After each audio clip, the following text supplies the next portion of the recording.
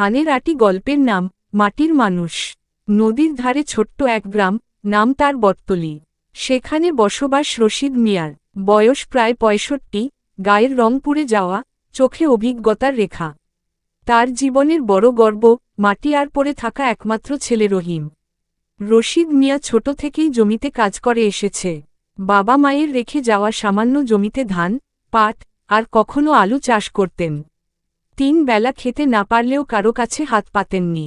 কখনো ভাঙা লাঙলে, কখনো ভোরের কুয়াশা ভেদ করে বৃষ্টিতে ভিজে চাষ করেছেন।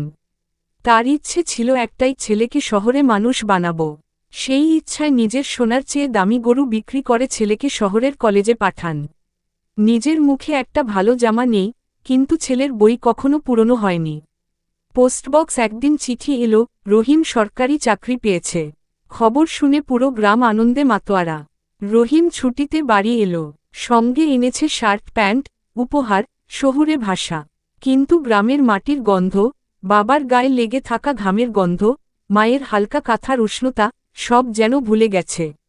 তারা ভরা রাত এক সন্ধ্যায় রশিদ মিয়া ছেলেকে মাঠে নিয়ে গেলেন।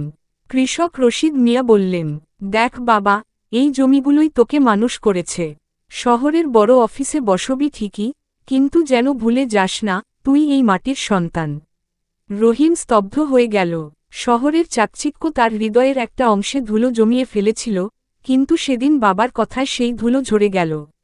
পুষ্পিন সেই সিদ্ধান্ত নিল, প্রতি বছর একবার হলেও গ্রামে ফিরে আসবে, মাটির টানকে অনুভব করবে, কৃষকদের পাশে দাঁড়াবে।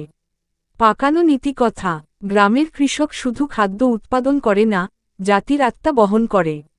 তাদের প্রতি ভালোবাসা, শ্রদ্ধা আর মূল্যায়নই আমাদের আসল উন্নয়ন।